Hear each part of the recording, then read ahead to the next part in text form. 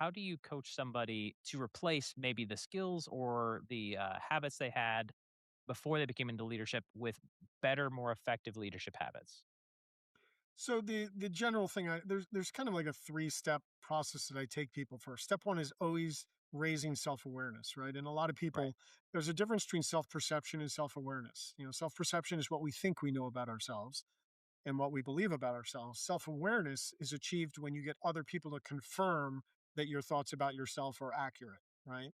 And so Okay. helping them achieve self-awareness is really key. And I'll spend a lot of times helping them start to recognize what habits they're doing and when they're using them. And I have self assessments I use. I get them to ask people they work with, but I spend a lot of time on helping them raise their self awareness. Once they're aware of that, we apply the 80/20 rule and say, okay, if you could only work on one or two things that would have the biggest overall positive impact on your success and your ability to get results from your team, what would be those one or two things? And so then we help them figure out, okay, if those are the one or two things, how do I catch myself in the act of doing the thing that's hurting my effectiveness? Or how do I preemptively prevent myself from doing that? So, step one is raising self awareness. Step two is getting good at catching yourself or preventing yourself. And step three is if you do catch yourself, having an alternative behavior that you can use to replace the ineffective habit. So, let's say my habit is constantly interrupting people, and I catch myself wanting to interrupt.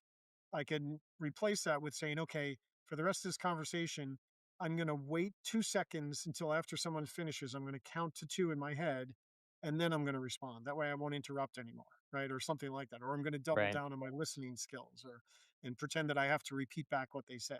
So there's a number of different ways that I help them, come up with the alternative behaviors.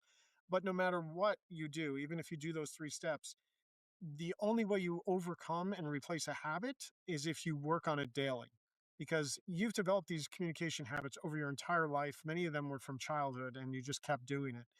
Right. So habits do not go away overnight unless you have daily focus, even if it's one conversation a day, working on not doing that one habit.